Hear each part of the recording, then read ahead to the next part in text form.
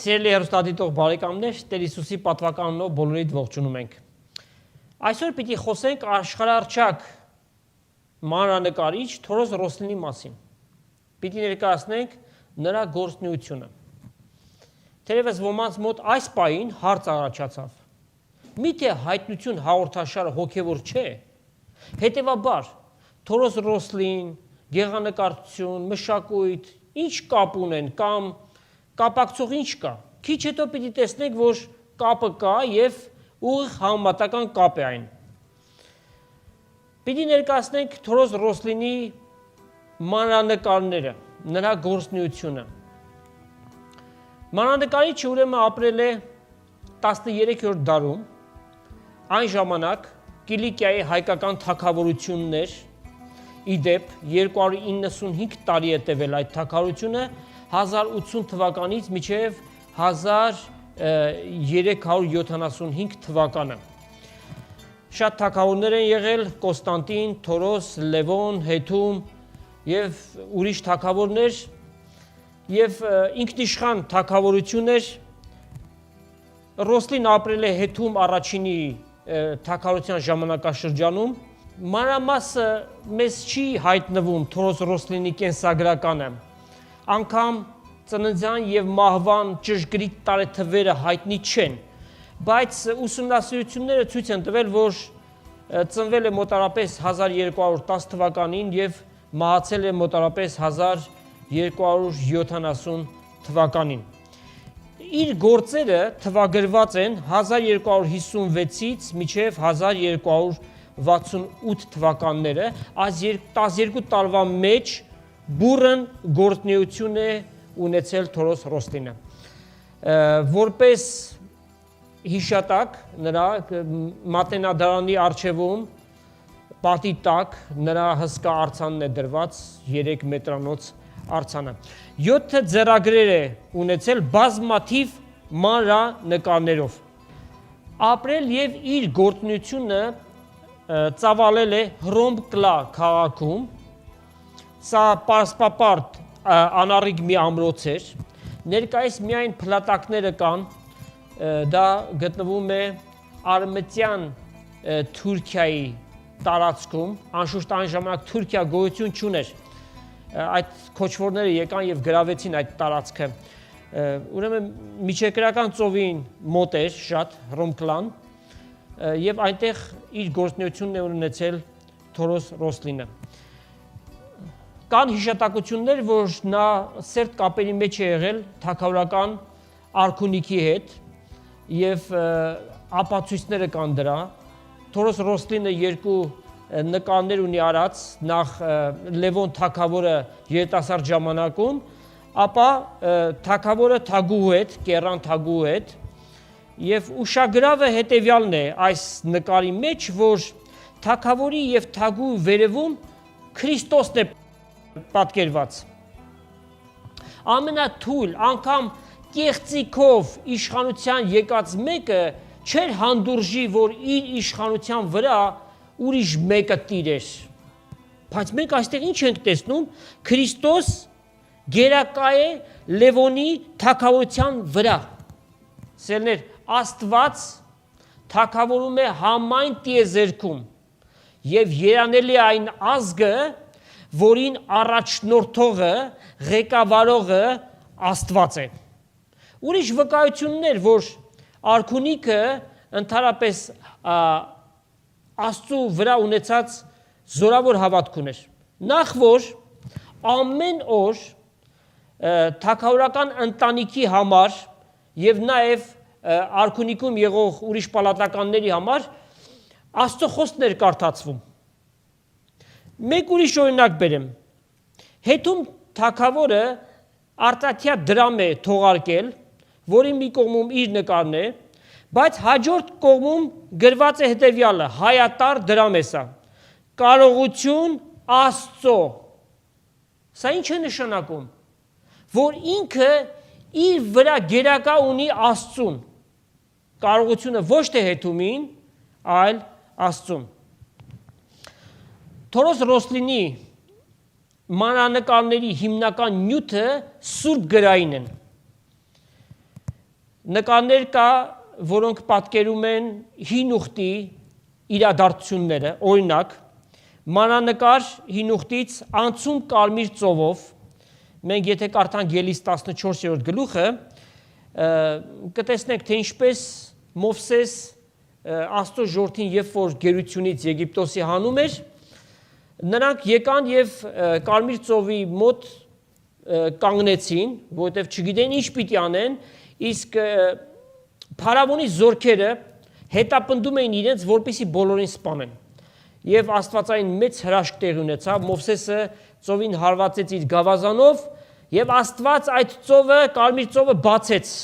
եւ նրա ջրերը կարդում են 21-րդ համարը։ Մովսես իր ձեռքը ծովի վրա երկարացրեց, եւ Տերը արևելյան հովով ետ դարձրեց ծովը, եւ բոլոր գիշերը ջրերը ճեղքվեցին, ծովը ցամաքեց։ Ջրերը աջ եւ ձախ կողմից պարիսպ եղան։ Հրաշք է իսկապես։ Ժողովրդի անցնելուց հետո Փարավոնի զորքերը ուզեցին հետապնդեն ժողովրդին եւ նրանք խեղդամահ եղան կարմիր ծովի մեջ։ Մեկ ուրիշ գեղեցիկ նկար, մանրանկար, որ Ռոսլինը ունեցել է, դա Դանիելի մարգարության մեջ պատկերված 3 երիտասարդների կյանքից է վերցված, Սեդրակ, Միսակ, Հաբեդնագով, Նաբուկոդոնոսոր թագավորը Բաբելոնի մի օր ելավ եւ հրճակեց, որ արձան պիտի պատրաստի, որ 27 մետր բարձրություն ունի եւ թագավորության բոլոր մարդիկ այդ արձանի առջև երկրպագություն պիտի անեն։ Բայց այս 3 երիտասարդները, ովքեր որ ճշմարիտ Աստծուն, երկինք ու երկիր ստեղծող Աստծուն էին պաշտում, նրանք հրաժարվեցին։ Եվ Նաբուկոդոնոսորը հետևյալ ասաց այդ երիտասարդներին. Ով է այն Աստվածը, որ ձեզ իմ ձեռքից պիտի ազատի։ Եվ երիտասարդները պատասխանեցին. մեր պաշտած Աստվածը մեզ բորբոքած կրակի հնոցից ազատելու կարող է եւ քու ձեռքից էլ պիտի ազատի։ Ինչ եք կարծում, ինչպես պիտի վարվեր Նաբուկոդոնոսորը։ Այս երիտասարդները արհամարեցին իր հրովարտակը եւ հրամանը եղավ 3-ին գցել կրակի հնոցի մեջ, 7 անգամ ավելի բորբոքած կրակի մեջ։ Բայց նորից մեծ հրաշք, երիտասարդները երևում են այնտեղ եւ նրանց հետ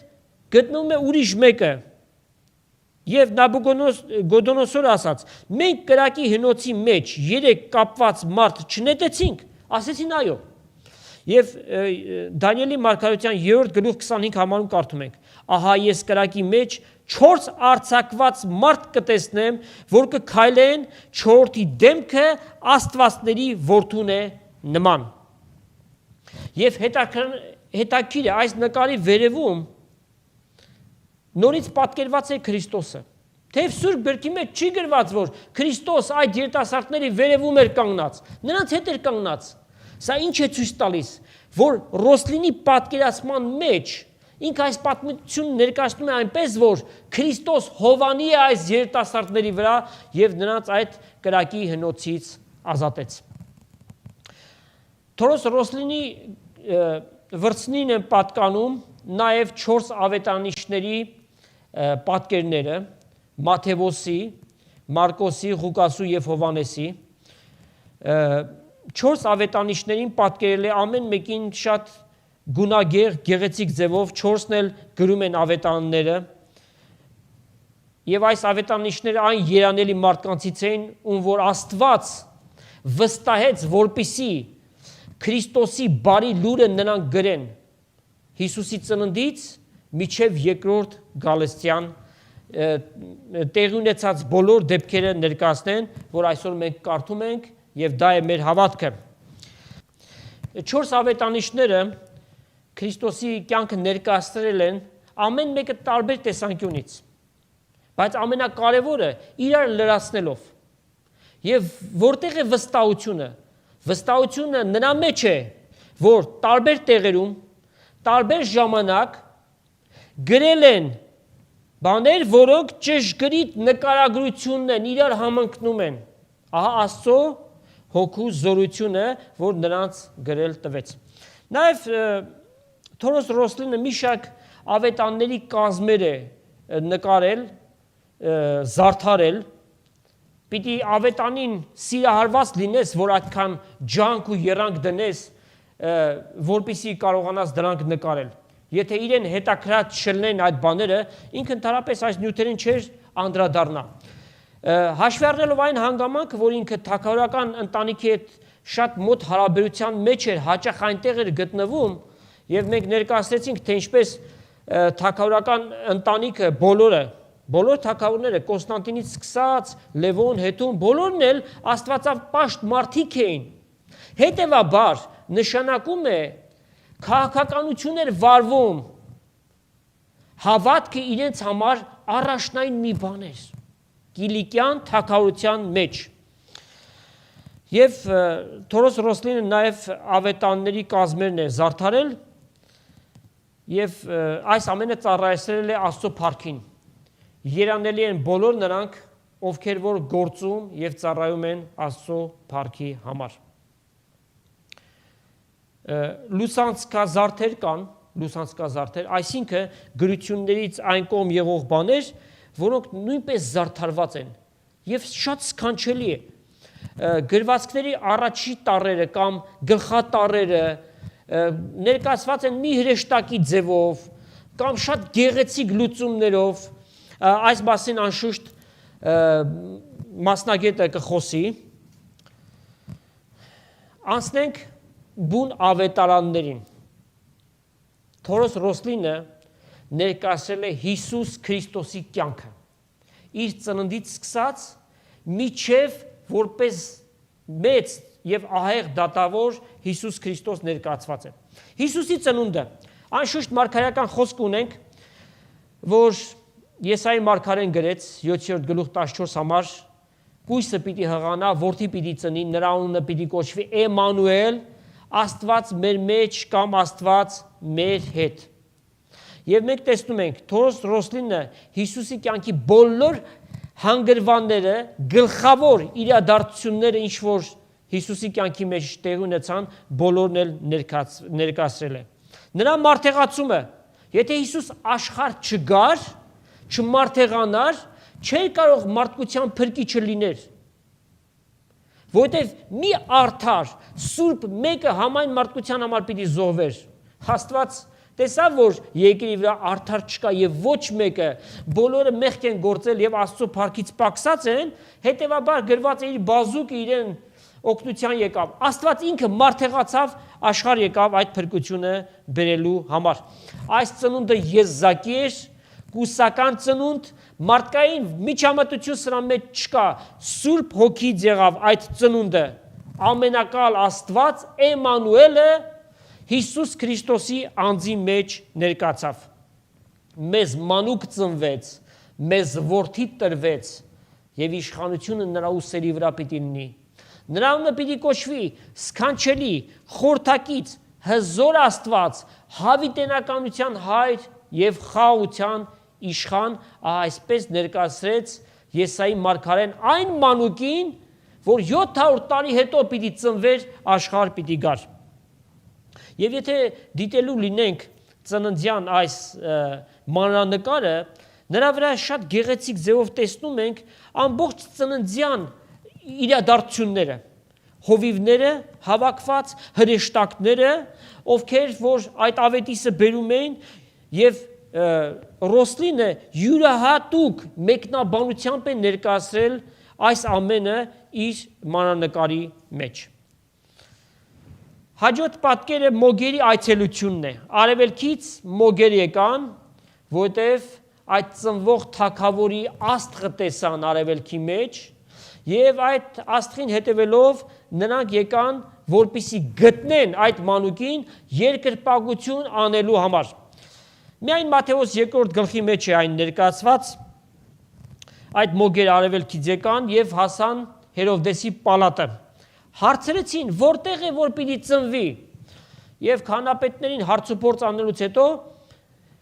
պատասխանեցին Բեթլեհեմ քաղաքի մեջ, որովհետեւ մարգարեությունը այդպես է ասում։ Եվ դու ով Բեթլեհեմ Եփրաթա, Միքիայի 5:2,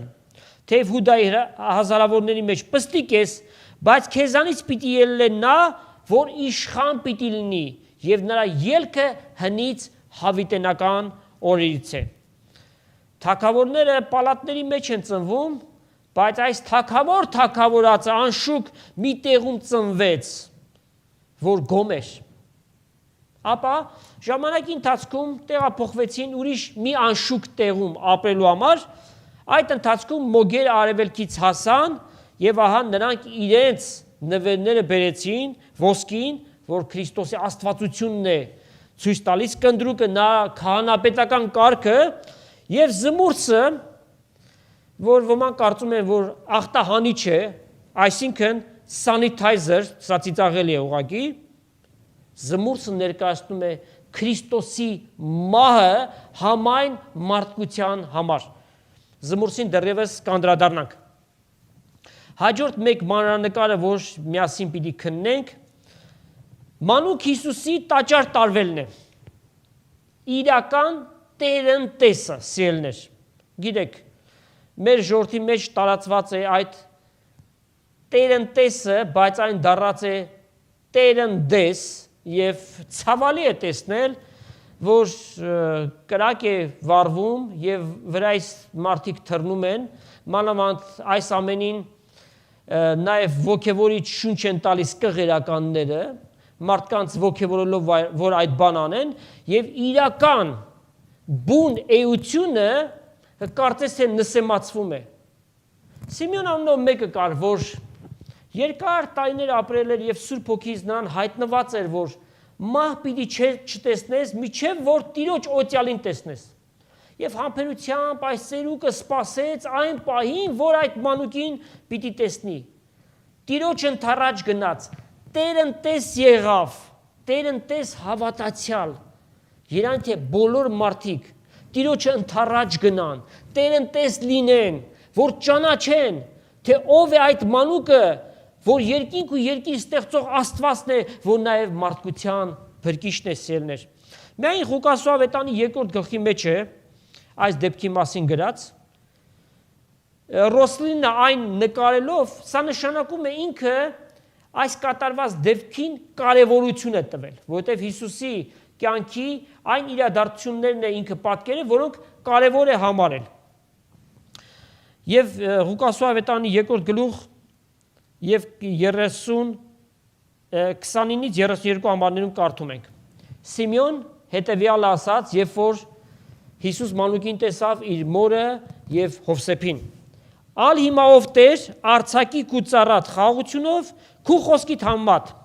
վասնզի իմ աչքերս տեսան քու փրկությունդ, որ բոլոր ժողովրդների առջև պատրաստեցիր։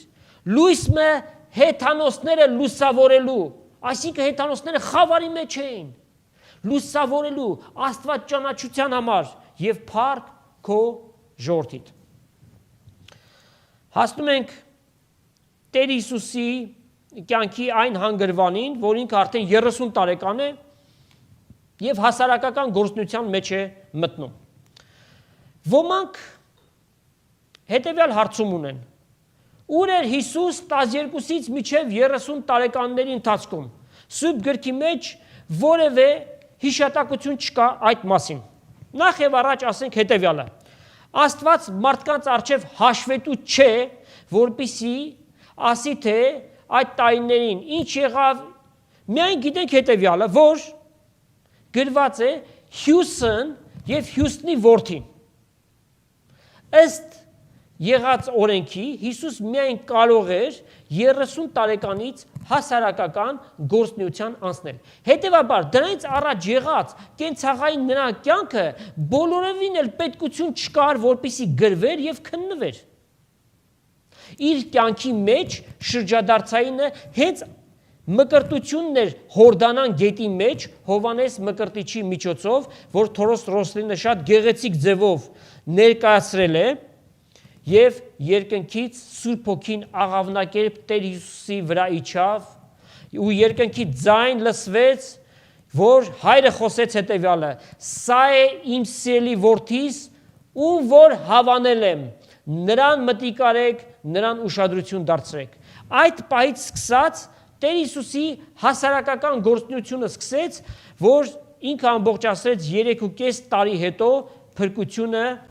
մարդկությանը բերելով։ Տեր Հիսուս իր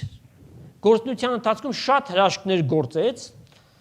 մեռածներին կենդանացրեց եւ դրանցից մի քանիսը Թորոս Ռոսլինը ներկայացրել է իր մանրանկարների մեջ։ Այս մեկը, որ միասին դիտում ենք, դա Հայրոսի աղջկա հարությունն է։ Հայրոսը մի աստվածավախ անձնավորություն էր եւ իր աղջիկը մահացավ, բոլորը սքի մեջ են,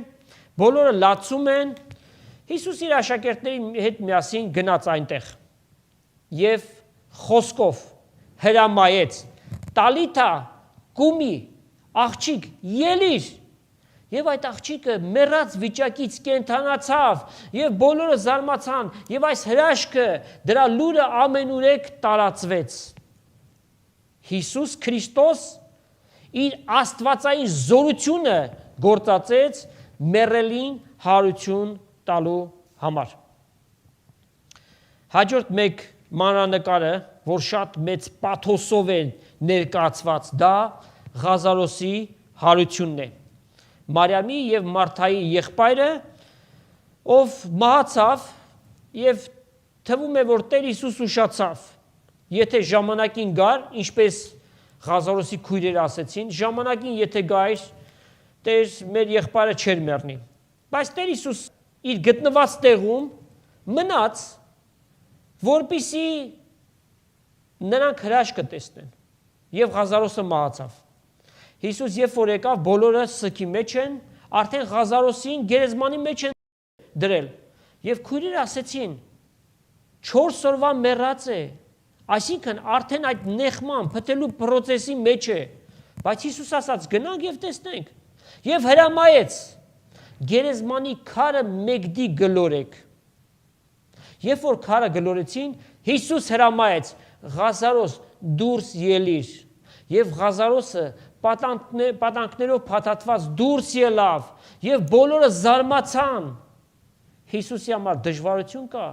ինքը Աստված է մարմնով հայտնված։ Եվ Տեր Հիսուս այդ նույն Հովանու 11-րդ գլխի մեջ, որտեղ ներկայացված է այս պատկերը, ասաց. ես եմ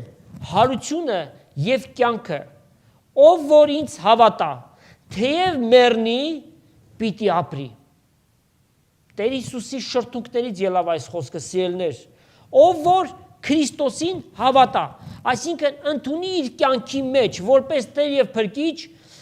մահանալուց հետո հարություն պիտի առնի հավիտենական կյանքի համար եւ հավիտյան Տիրոջ հետ պիտի ապրի։ Եվ Թորոս Ռոսլինը բացառիկ վարպետությամբ է ներկայացրել այս ամբողջ պատկերը, այնտեղ տեսնում ենք Հիսուսը, այնտեղ տեսնում ենք Ղազարոսը, որ գերեզմանից դուրս է գալիս, եւ նրա քույրերը, եւ բազմություն, եւ շատ գեղեցիկ ձևով ներկայացված է այս մասին, այս բացառիկ վարպետության մասին,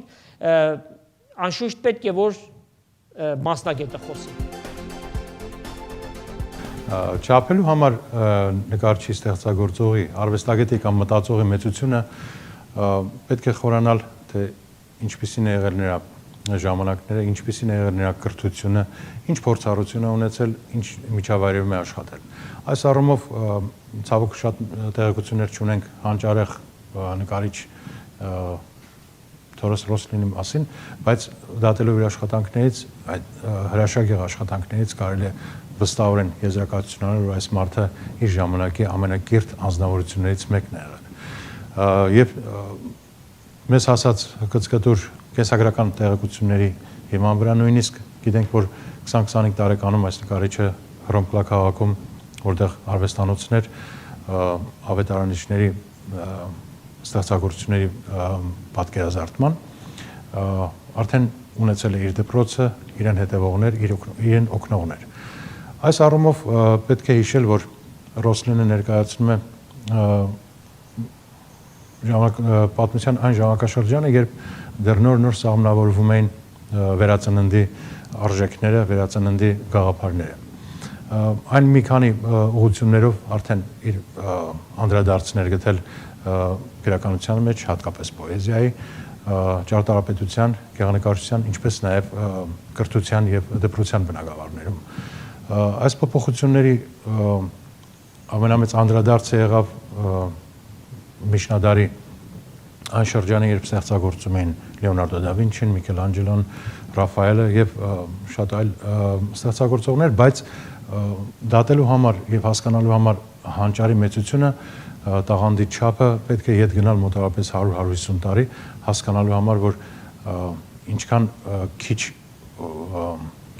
տեղեկությունների հիման վրա որչափ մեծ մնայուն եւ հանճարեղ մշակույթի գործեր է ստեղծել Թորոս Ռոսլինը։ Նա հայտնի էր ավետարանների նկարազարդումներով, այս յուրաքանչյուր ավետարան ինքնին արվեստի հրաշալի ստեղծագործություն է, լինելով խիստ կրոնական իր թեմայով, Ռոսլինի ստեղծագործությունների մեջ տեսնում ենք մարդը, տեսնում ենք զգացմունքներ, տեսնում ենք զգացողություն, տեսնում ենք իր ժամանակը միջավայրը տեսնելու եւ այն արտացոլելու խիստ հոգեվոր կրոնական թեմաներով նկարչության մեջ։ Ինչով է բնորոշ նրա աշխատանքները, ինչով են բնորոշ իր ստեղծագործությունները։ Նախ շատ դժվար է ասել ստեղծագործություն, որը արվում է արդեն որոշակի պատրաստի նյութի թեմայով, բայց այն իսկապես ունենում է ստեղծագործության արժեք եւ ունի ստեղծագործության արժեք, քանի որ այնտեղ կա նկարչի վերաբերմունքը, իր անհատականությունը, իր տաղանդի եւ պայծառատեսության դրսեւորումը։ Տեսնում ենք միջավայրերի նոր տեսակի ձևավորում, այն է եռաչափ խորանների գաղափարը նա հիմնականում վերել է վերածննդի շրջանում գծային հեռանկարի սկզբունքներին հետևելով։ Չնայած այդ սկզբունքները դեռևս խորապես զարգացած եւ մշակված չէին իր ապրաժամանակաշրջանում, բայց արդեն սաղմերը կային եւ դա հրաշալի ձևով երևում է իր նկարներում։ Այն մագաղատների, այն էջերի վրա, որտեղ նրա հանճարեղ ձեռքը իր գործն է արել։ Եթե խոսենք նրա գունային ներկապնակի մասին, ապա տարբեր մշակույթների ծանոթ լինելու հետևանք է, հատկապես իմ կարծիքով եգիպտական որմնանկարներին ծանոթ լինելու հետևանք է այն հանգամանքը, որ առատորեն օգտագործվել է կապույտ գույնը, փիրուզի գույնը, կանաչի երանգներով, կապույտի ամենատարբեր երանգները, որոնք տանում են դեպի անընդհատ կրկնվելու գաղափարին, մտքին, ուրեմն գույնը կարող է նաև գաղափար արտահայտել, չմոռանանք սրա մասին, եւ այս ամենը, ինչպես նաև վարդագույնները, կարմիրները հզոր, հրաշալի, շատ ճոխ ոսկեգույն ֆոնի վրա։ Սա մի առումով ստեղծում էր ուժեղ կոնտրաստ, հակադրություն, մյուս առումով հրաշալի ներդաշնակություն։ Եվ այդ ոսկեղեն լինելը, պայծառ կապույտների միջավայրը նոր երանգ, նոր ոգևորություն ու նոր ուղի է բացում աշխատանքները նայողների համար։ Նա եղել է նաև շատ կիրթ իր գծանկարի, ինչպես նաև մարդկային ֆիգուրաները ձևավորելու մեջ, նկարչական ձևավորման մեջ, որովհետև հրաշալի երևում են իր արած աշխատանքի մեջ հրաշալի երևում են, որ դրանցում կա գծի տեխնիկա, գծի ճկունություն, կոմպոզիցիայի հրաշալի, արտակարգ բարձր զգացողություն եւ գիտակցություն, ինչպես միմյանց հետ համադրել որոշակի գործողության մեջ գտնվող ֆիգուրները, ինչպես դասավորել,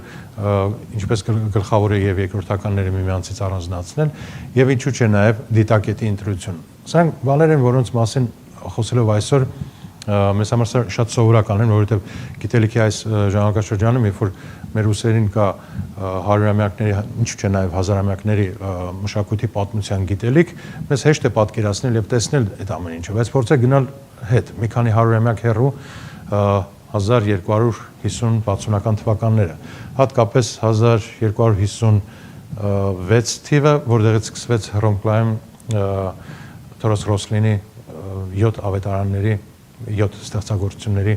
ամբողջացումը։ Ուրեմն այդ ժամանակաշրջանում շատ գիտելիք չկար, շատ փորձառություն չկար, եւ այն ինչ որ կարելի էր արտահայտել նկարների մեջ, ստեղծագործության մեջ, միայն պայծառ տեսնելու, հզոր եզրահանգումներ անելու, տեսածի ընդհանրացումներ անելու, ինչու՞ չէ նաև քիչ, բայց եղած մշակութային ժառանգության իմացության հետևանք է սա։ Այս առումով ցավում եմ, որ Թորոս Ռոսլինի ստեղծագործությունները շատ չեն պահպանված, բայց եթե փորձենք պեղել մի քանի թանգարաններ, ինչպես նաև մասնավոր հավաքածուներ, ապա կտեսնենք, որ թեկուզ առանձին էջեր, թեկուզ առանձին ավետարաններ, որոնք ձևավորված են Ռոսլինի ձեռքով, գտնվում են շատ հրաշալի պահպանության մեջ, որովհետև նրանք ովքեր տերերն են, նրանք ովքեր սիրով եւ հոգատարությամբ են շրջապատել այս գոհարները, արվեստի ստեղծագործության գոհարները, նրանք գիտեն թե ինչի հետ են շփվում, նրանք գիտեն թե ինչպես պահել սա, ինչպես պահպանել։ Անդրադառնալով այն հանգամանքին, որ Կիլիկյան հայկական թագավորությունը ընդամենը շատ կարճ ժամանակ տևեց որպես մեր հայոց պատմության մեջ որպես թագավորական շրջան, չպիտի մոռանանք, որ այնտեղ կար եվրոպական մշակույթի հզոր ազդեցություն, որովհետև մոտիկ գտնվելով արդեն Արևմտյան Եվրոպայի մշակութային ճանապարհներին եւ նրանց անդրադարձներին, շատ դժվարությամբ կարելի էր այնտեղ ազգային ինքնությունը պահպանել եւ այս եվրոպական մեծ խառնանի ֆոնի վրա կամ ներսում գտնվելով ստեղծել շատ սուր, շատ ծայրահեղ ազգային առանձնահատկություններով արվեստ, չկորցնելով ընդհանրությունը, չկորցնելով համամարտկային արժեքը, չկորցնելով այն, որ այն զգացողությունը, որ սա արվում է ոչ թե մի օրվա, մեկ հարյուրամյակի, այլ հազարամյակների համար, բարձրացնելով մի ժողովրդի անունը եւ պատիվը, որը ծնեց Թորոս Ռոսլինին, հիրավի հրաշալի, հիրավի տաղանդավոր հանճարեղ նկարիչ։ Թորոս Ռոսլինը բացառիկ տաղանդավոր մի վարպետ, ով իր վարպետությունը եւ տաղանդը գործածել է Աստծո փառքի համար, աստվածաշնչյան թեմաներով, Քրիստոսի կյանքը ներկայացնելով եւ այդ ձևով Աստված փառավորելով։ Հաջորդ մանրանկարը, որ միասին պիտի դիտենք, դա Ծաղկազարդի պատկերն է, այսինքն Քրիստոսի մուտքը Երուսաղեմ, աշակերտները եւ հասարակ մարդիկ բազմություն Տեր Հիսուսին դիմավորեցին, մարդիկ իրենց հանդերձներն են հանում ու գետին են գցում, Տեր Հիսուս էշի վրա նստած Երուսաղեմ մտավ, արմավենու եւ ձիթենու ճյուղեր բռնած մարդիկ թափահարում են եւ ասում են. Օրհնյալ է նա, որ Տիրոջ անունով կգա, եւ աշակերտները կարծում են, որ Հիսուս այդ ժամանակի մեջ է, որ իր թագավորությունը պիտի հաստատի, բայց այդ թագավորությունը չհաստատվեց, որովհետեւ ամբողջությամբ ազգովի չընդունեցին մեծամեծները, իշխանական կազմը, քահանական կազմը կամահարեցին, նրանք արհամարեցին եւ որպես մեսիա Հիսուս հայտնված էր ու նրանք չընդունեցին։ Դրա համար ասած, իրեններին եկավ եւ իրենները իրեն չընդունեցին, բայց ովքեր որ անհատապես Քրիստոսին որպես փրկիչ եւ Տեր են ընդունում, Աստված նրանց իշխանություն է տալիս Աստծո որդիներ կոչվելու։ Տեր Հիսուս մարդկանց ձեռքով թագավոր չի կարգվում։ Իր թագավորությունը, ինչպես ինքը ասաց, այս աշխարհից չէ, եւ նա գնաց հոր մոտ, որպեսզի թագավորությունը վերցնի եւ նորից գա եւ երկրի վրա 1000 տարվա թագավորություն հաստատի։ Ուրեմն այս գեղեցիկ պատկերն էլ Եվս Աստծո փառքի համար է Թորոս Ռոսլինը այսպես ներկայացրեց Քրիստոսի մուտքը դեպի Երուսաղեմ։ Հաջորդ իրադարձությունը անշուշտ Քրիստոսի խաչելությունն է։ Քանապետներ, փարիսեցիներ, նախանձից դրդված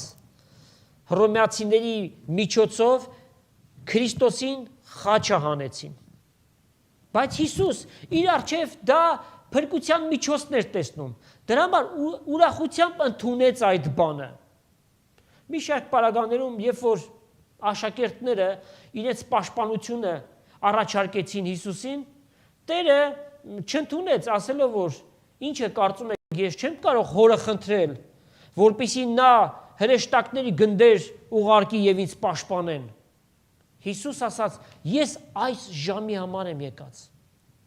Փրկության ճանապարհը սիրելներ խաչով պիտի անցներ։ Եվ այդ խաչը անարգալից մի մահ էր։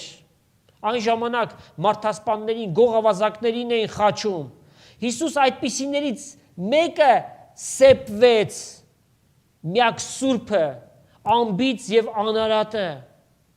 Աստծո խոսքը ասում է հետեւյալը. խաչի քարոզությունը անհավատների համար հիմարություն է, որովհետեւ եթե մեկին խաչեցին, նշանակում է նա թույլ էր, անկարող էր եւ մեռավ խաչի վրա։ Բայց մեզ համար, ովքեր որ հավատում են, խաչի քարոզությունը Աստծո զորությունն է, որովհետև փրկության ճանապարհը խաչի միջոցով է անցնում։ Այդ խաչը կապող կամուրջ եղավ մարդկության եւ Աստծո, խաչի միջոցով Աստծո եւ մարդկանց մեջ խաղաղություն բերվեց։ Խաչի վրա թափված Քրիստոսի թանկագին եւ սուրբ արյան միջոցով։ Մեղքի վարձքը մահ է, բայց Աստծո ձրի պարգևը կյանքն է հավիտենական, որ Աստված շնորհում է բոլոր նրանց, ովքեր որ Քրիստոսի կատարած գործին հավատում են։ Հին ուխտի ժամանակ, որպեսզի մարդիկ իրենց մեղքերից ազատվեն, ըստ օրենքի անասուն էին զոհում, բերում էին քահանապետին եւ խոստովանում էին եւ անասունի արյունը թափվում էր, հռչակվում էր, որ այս մարդը իր մեղքերից ազատվեց։ 1500 տարի տևեց այդ օրենքի շրջանը։ Եվ ահա Աստված ղրկեց աշխարհի սկզբից առաջ մորթված գառլուկը, անբիծ եւ անարատ, մեկը որ մեկ անգամ միայն պատարակվեց, համայն մարդկության մեղքը մեկը միշտ վերցնելով, եւ ովքեր որ Քրիստոսին հավատում են, իրենց մեղքերին քավություն եւ թողություն է լինում։ Ովքեր որ չեն հավատում Քրիստոսին որպես Տեր եւ Փրկիչ չունեն, իրենց մեղքերը իրենց ուսերի վրա դարսված են։ Պիտի գա դատաստանի օրը եւ իրենց մեղքերի համար պատասխան պիտի տան Աստծո առջև։ Հավատացելիս Տեր Հիսուս Քրիստոսին, նա քեզ համար խաչի ելավ։ Իր թանկագին արյունը քո մեղքերիդ համար թափվեց։ Հովանու 3:16 ասում է. Աստված այնպես սիրեց մարդկությանը, միջև որ իր միածին որդուն զոհեց խաչի վրա, որպեսզի ով որ նրան հավատա, չկորսվի, այսինքն դժոխք չգնա, այլ հավիտենական կյանք ունենա։ Խաչվելուց հետո Տեր Հիսուսի մարմինը երկու անձերի կողմից վերցվեց եւ գերեզմանը դրվեց։ Այս պատկերը ներկայացված է Հովանու 19-րդ գլխի մեջ եւ տեսնում ենք ինչ գույնագեղ ձևով Թորոս Ռոսլինը այն ներկայացրել է իր մանրանկարչության մեջ։ Հովանու 19-րդ գլուխ 38-ից 42 համարները։ Ասկե յետ Քովսեփ, որ Արամաթիային էր, Հիսուսի աշակերտ եղած, բայց գաղտուկ հրյաների վախեն, խնդրեց Պիղատոսին, որ Հիսուսի մարմինը վերցնե։ Պիղատոսը հրաման տվավ, ուստի եկավ, վերցրեց Հիսուսի մարմինը։ Նիկոդեմոս ալ եկավ, որ առաջվանե գիշերով իր քով եկել էր, ու բերավ 100 լիտրի չափ զմուրս ու հալվեի խառնուրդը։ Հիսուսի մարմինը առին, խունկերով փաթաթեցին զանիկա, կտավների մեջ, ինչպես հրյաները սովորություն ունեին, այնտեղ ուր խաչվեցավ, պարտեզը կար, ու այն պարտեզի մեջ նոր գերեզմանը, որի մեջ ամենևին մարդ դրված չէր։ Հրյաներին ուրբաթին համար հոն դրին Հիսուսը վասնզի գերեզմանը մոտ էր։ Ուրեմն խաչելությունից հետո գերեզման եւ թվում է թե ամեն բան վերջացավ, մանավանդ քահանապետները գնացին եւ Պիղատոսին խնդրեցին, որպեսզի այդ գերեզմանը պահպանության տակ դրվի, ուստի գերեզմանը մեծ քարով փակեցին եւ վրան էլ կնքեցին, որպեսզի մեկը հանկարծ Հիսուսի մարմինը այնտեղից չվերցնի։ Սակայն Հիսուս մեռելներից հարություն առավ երրորդ օրը, երբ որ կանայք գնացին գերեզման, նրա մարմինը յուղով օծելու համար, տեսան, որ այդ քարը մեկդի է գլորված եւ Հիսուսի մարմինը չկա։ Եվ նրանք պարտիզպանին են հարցնում, ով վերցրեց այս մարմինը։ Հիսուս մեռելներից հարություն առավ։ Հարություն առածների անդրանիկը, սերներ քրիստոնեության հիմնակարը մեռելների հարությունն է։ Եվ այն սկսում է Քրիստոսի հարությամբ։ Ով որ մեռելների հարությանը չի հավատում, երբեք հույս չունենա, որ ինքը հավիտենական կյանքի համար հարություն պիտի առնի։ Որովհետև սա քրիստոնեության ամենամեծագույն հավատալիքն է։ Թեև մեռնեմ, պիտի ապրեմ։ Այս է սկզբունքը, այս է ճշմարտությունը։ Քրիստոսը իր օրինակով ապացուցեց մեռելների հարությունը։ Եվ իր հարությունից հետո ինքը 40 օր երկրի վրա քայլեց։ Իր աշակերտների մոտ հայտնվեց 11 տարբեր իրավիճակներում, նրանց զորացնելու համար եւ որպեսզի այդ ամենը գրվեն ու մենք իմանանք, որ Քրիստոս մեռելներից հարություն առավ։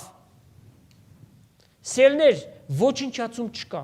Մարդը մեռնելուց հետո կորցնում է միայն իր մարմինը, սակայն իր մեջ կա անմահ անձ եւ հոգի, որ հավիտյանս հավիտենից պիտի մնա։ Սակայն մարդը որտեղ պիտի անցկացնի իր հավիտենականությունը, սա է հարցերի հարցը։ Այս կյանքի մեջ որոշող ամենամեծագույն խնդիրը սա է, սիրելիներ։ Ամեն մարդու կյանքի մեջ սա ամենամեծագույն որոշումը պիտի լինի, որտեղ պիտի անցկացնես քո հավիտենականությունը։ Ո՞րն է քո որոշումը։ Ընտրես Քրիստոսին եւ նրա հետ ապրես Աստծո թագավորության մեջ, թե մերժես, արհամարես այդ ամենը եւ աչքերդ բացես այնտեղ, որ երբեք չէր ուզենա գնա։ Այնտեղ, որտեղ կա կրակ, որտեղ կա ակրաների կրճտոց, հավիտյանս հավիտենից, սերներ սարսափելի այս ամենը։ Խույս տանք մեկ վայրկյան շուտ եւ Քրիստոսին գանք։ Հիսուս մեռելներից հարություն առնելով մահը նրա վրա այլևս իշխանություն չունի։ Քրիստոս հարյավ իմ մեռելոց, օրհնյալ, գովյալ, փառավորյալ է այդ հարությունը։ Այդ հարությամբ մեզ հույս եկավ, սերներ, որ մենք էլ Քրիստոսին հավատալով հավիտենական կյանք պիտի ունենանք եւ հարություն պիտի առնենք։ Ինչպես նշեցիք, ուրեմն Հիսուս իր հարությունից հետո իր աշակերտների մեջ հայտնվեց եւ առաջինը դա հայտնվեց այն սենյակի մեջ, որտեղ բոլոր աշակերտները փակված էին։ Հրեաների վախից կարծում էին, որ թերևս իրենց էլ պիտի հետապնդեն, իրենց էլ մահվան պիտի դատապարտեն, ասելով, որ դու էլ Հիսուսի հետ էիր։ Եվ Թորոս Ռոսլինը շատ հիանալի ձևով իր մանրանկարի միջոցով ներկայացրել է Թովմասի թերահավատությունը։ Ինչպես Տեր Հիսուս հայտնվեց իր աշակերտների մեջտեղ, Թոմաս այնտեղ չէր, եւ բոլորը զարմացան, Հիսուս ասաց. «Եկեք շոշափեցեք, տեսեք, ոգի չեմ, ես ինքս եմ»։ Եվ նրանց ուրախությունը կատարյալ եղավ։ Տեր Հիսուսի անհետացումից հետո, երբ որ Թոմասը եկավ, ասեցին, որ այսպես Տերը մեր մեջ հայտնվեց, ասաց չեմ հավատում, միջև չտեսնեմ։ Բայց 12-ից մեկը, եկվորյա կոչված Թոմաս, նրանց հետ չէր, երբ Հիսուս եկավ։ Երբ մյուս աշակերտները ասին անոր, թե Տերը տեսանք, նա լսավ անոնց. «Եթե իմ ձեռքերու վրա բևեռներու նշան չտեսնեմ, ու մատս բևեռներու տեղը չխոթեմ, եւ իմ ձեռքս անոր կողը չխոթեմ, չեմ հավատար»։ 8 օր հետո դարձյալ աշակերտները ներսն էին, Թովմաս ալ անոնց հետ։ Եկավ Հիսուս, թեև դռները գոց էին, եւ կայնացավ անոնց մեջտեղ ու ասավ. «Խաղաղություն ձեզի»։ Ուշադրություն դարձրիք, դռները եւ պատուհանները փակ են։ Տեր Հիսուս փառավորյալ մարմնով պատի միջով անցավ եւ նրանց մեջ հայտնվեց։ Ահա Տերը այդպիսի մարմին է խոստանում բոլոր նրանց, ովքեր որ ճշմարտապես Հիսուս Քրիստոսին որպես Տեր եւ Փրկիչ ունեն։ Ետքը սավ Թոմասին. «Մատդ հոս բեր եւ նայե իմ ձեռքերուս ու բեր քու ձեռքդ եւ իմ կողս խոթե ու մի լար անհավատ, հապա հավատացյալ»։ Թովմաս պատասխան տվավ անոր եւ ասավ. «Իմ Տերս ու իմ Աստվածս»։ Եվ Հիսուս ասավ անոր. «Որովհետեւ դու ինձ տեսար, դրա համար հավատացիր։ Երանելի են բոլոր նրանք, որ չեն տեսնի ու կհավատան»։ Սերներ, Թոմասի նման անհավատ չլինենք։ Այսօր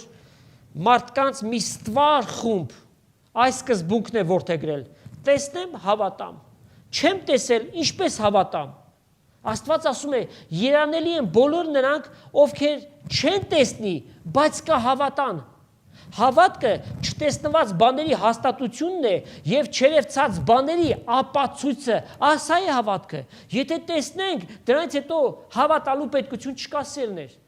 Հետևաբար չտեսած հավատանք։ Մեզ վկայվում է Աստծո ճշմարիտ խոսքը, 2000 տարի է գրված եւ բոլոր լեզուներով տարածված համայն մարդկության համար։ Հիսուս Քրիստոս Տեր եւ Փրկիչ է մեռելներից հարություն առած։ Հավատա սիրելիս, որ դու էլ մեռելներից հարություն առնես հավիտենական կյանքի համար։ Դու այդ քայլով քո հավիտենականությունդ կապահովես։ Ինչ էլ պատահի այս կյանքի մեջ, ինչպիսի անակնկալներ էլ գան, դու չես վախենա, որովհետև գիտես, որ դու հավիտենական կյանք ունես։ Տեր Հիսուս, երբ որ պիտի համբարձվեր, աշակերտներին խոստում տվեց ասելով կգնամ, ձեզ համար տեղ կպատրաստեմ, նորից կգամ, եւ նաեւ հետեւյալ խոստումը տվեց, որ Երուսաղեմից դուրս չգաք, հավաքվեք, որպեսզի Սուրբ Հոգուն ղրկեմ։ Եվ երբ որ նրանք վերնատան մեջ հավաքված էին, հանկարծ երկնքի ձայն եկավ սաստկաշունչ հովի ձայնի պես եւ բոլոր տունը լեցվեց եւ բաժանված լեզուներ որպես թե կրակի նրանց վրա իջան եւ բոլորը Սուրբ Հոգիով լեցվեցին։ Սուրբ Հոգին եկավ որպեսի Աստծո հունձքը կատարի, որպեսի մարդկանց Քրիստոսին բերի, փրկության ավետանը Սուրբ Հոգիով քարոզվի։ Եվ Պենտեկոստի օրն էր դա տեղի ունեցավ, աշակերտները Սուրբ Հոգիով լեցվեցին, Ձկնորս Պետրոսը, անուս Պետրոսը, երբեք կրթություն ստացած չէր, բայց հոծ բազմության առջև ամեն տեղից հավաքված էին, հրեաներ, որոնք Արաբիայից եւ Հռոմից եւ տարբեր տեղերից եւ կյուրենացիներ եւ Լիբիայից եւ Հունաստանից, տարբեր տեղերից եկած էին։ Փրկության ավետարանը Պետրոս նրանց խոսեց եւ այդ օրը 3000 հոգի ապաշխարեցին, իրենց սիրտը եւ կյանքը Քրիստոսին տվեցին սիրելներ։ Ուրեմն փրկություն ընդունելու առաջի նախապայմանը ճշմարիտ ապաշխարությունն է։ Ինչ է նշանակում ապաշխարել։ Ապաշխարել հունարենով ներկայացված է մեթանոյա բառը, որ նշանակում է մտքի եւ սրտի փոփոխություն։ Այսինքն, մի ժամանակ չէր հավատում, հիմա քեզ Աստծո խոսքը խոսվեց եւ դու ընդունում ես, հավատում ես, որ Հիսուս Աստված է, որ քո մեղքերի համար ինքը խաչվեց, իր թանկագին արյունը քեզ համար թափվեց։ Եվ այդ իրողությունը ընդունելով դավանում ես, որ մեղավոր ես, ինչպես աշխարհի բոլոր մարդիկ ծնունդով մեղավոր են։ Սա մեր երակներով է անցնում, սիրելիներ, այս մեղքը, ադամական մեղքը։ Եվ Աստված միջոցը պատրաստել է։ Ովքեր որ Հիսուսին ընդունեն, իրենց մեղքերի հարցը կլուծվի եւ նրանք Աստծո որդիներ կդառնան։ Շատ գեղեցիկ ձևով նաեւ Թորոս Ռոսլինը ներկայացրել է այս վերնատան գեղեցիկ պատմությունը իր մանրանկարի մեջ, 12 աշակերտները վերևի հարկում եւ ուրիշներ կանայք հավաքված ստորի հարկում եւ այդպես Սուրբ Հոգին սաստկաշունչ հովի նման իբրև բաժանված լեզուներ նրանց վրա իջավ եւ աշակերտները Սուրբ Հոգիով լեցվեցին։ Վերջին մեկ պատկերը, որ պիտի քննենք այսօր, Հիսուս գահի վրա նստած է սերներ։ Շատ գեղեցիկ ձևով է ներկայացրել այս պատկերը Թորոս Ռոսլինը։ Աստծո խոսքը ասում է, մարդուն սահմանված է մեկ անգամ մեռնել, որից հետո դատաստան։ Այլ կերպ ասած, այս կյանքի մեջ պիտի որոշվի ամեն բան, թե որտեղ պիտի անցկացնենք մեր հավիտենականությունը։ Երկնքում, Աստծո թագարության մեջ, թե գետնի տակ, դժոխքում, որտեղ կա միայն կրակ, որտեղ կա ցավ, հավիտյանս հավիտենից։ Եվ դրա համար Աստծո խոսքը ասում է. եթե սրտիդ մեջ հավատաս, որ Աստված Քրիստոսին մեռելներից հարուցանեց, եւ քո շրթունքներով էլ դա դավանես, պիտի փրկվես։ Սիրելիներ, Թորոս Ռոսլինը նվիրյալ մի անձնավորություն Աստվածը հաճո այս գործը արեց Քրիստոսի կյանքի բոլոր հանգրվանները մեզ ներկայացրեց եւ մենք այսօր ներկայացրեցինք ձեզ այդ ամենը նպատակ ունենալով առաջին նպատակը ոչ թե Թորոս Ռոսլինի անձը ներկայացնել նրան փառավորել Քավլիցի Քրիստոս է որ միայն պիտի փառավորվի որովհետեւ ինքն է Տերը եւ Աստվածը այս պահին այդ զղջում ունեցիր այդ խոստովանություն արա ինձ հետ միասին այս աղոթքը կրկնիր Տեր Հիսուս հավատում եմ որ ինձ համար աշխարհ եկար հավատում եմ որ իմ մեղքերի համար խաչ ելար հավատում եմ որ գերեզմանից երրորդ օրը հարություն առար հավատում եմ որ հավիտյան կենդանի ես հավատում եմ որ դու մահվան վրա հաղթություն ունես ընդունում եմ քո կատարած զոհողությունը ընդունում եմ քեզ որպես իմ Տերս եւ իմ Աստվածս եւ խնդրում եմ որ Սուրբ Հոգիդ ինձ շնորհես եւ իշխանություն տաս Աստծո որդի կոչվելու Սելիս եթե այս աղոթքը արեցիր կամ անգամ քո խոսքերով միայն թե խոստովանություն Տիրոջ առջև հավատա որ Տերը իր խոսքի Տերն է նրանք ովքեր որ Քրիստոսին ընդունեն նրանց իշխանություն պիտի տա Աստծո որդիներ կոչվելու Տեր օրհնի ձեզանից ամեն մեկին Տեր Հիսուս Քրիստոսի շնորհքը Հոր Աստծո սերը եւ Սուրբ Հոգու հաղորդությունը բոլորիդ հետ թող լինի ամեն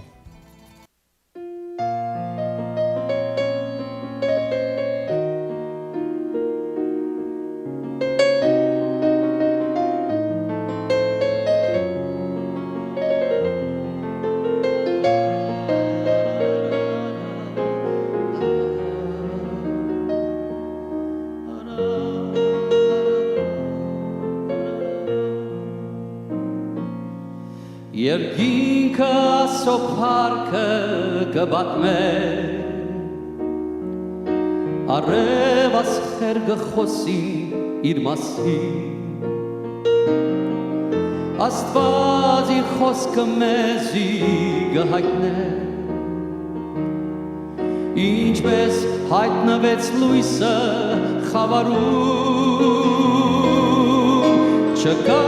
զրույց չկա նաև խոսքեր Բայց երկիրը լեցուն է իր խոսքով Արդյոք պատրաստ են այսօր ձեր սրտեր Ընդունելու արարիչին մեծ բարգև Չկա զրույց չկա Երկիրը լեցուն է իր խոսքով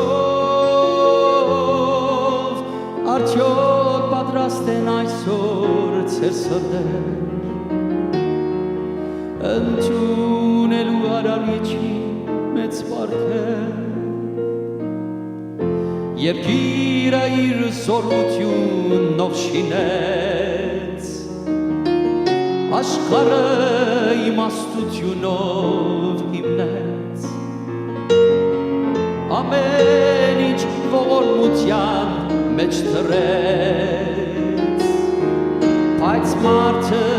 Աստծուց հրաժարվեց Հաշվիր այսօրով սիրտու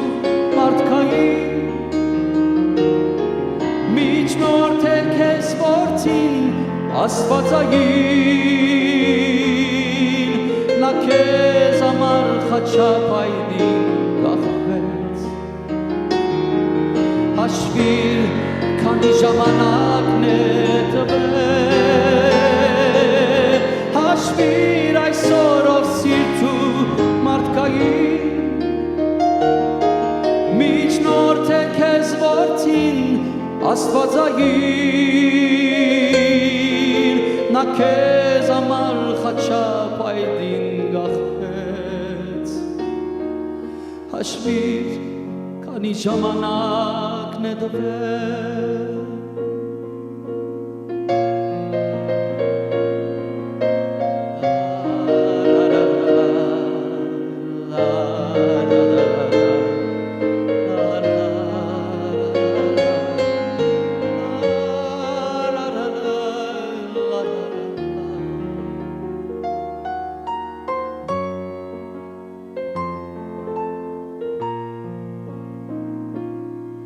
Նոր երկեն ասոմեց պարքի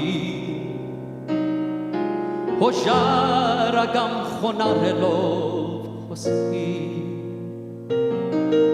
Ոչ միան քեղեցիկ լավ խոսքերով Թող բարավորվի ասված մեր կյանքով Բաժին ունին այսօր մենք Հիսուսից հաղորդ եղանք լույսին ասվածային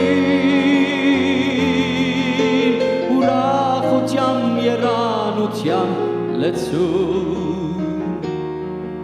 Բարավոր ենք Հիսուսի սուրբանուն Բարավոր ենք Հիսուսի սուրբանուն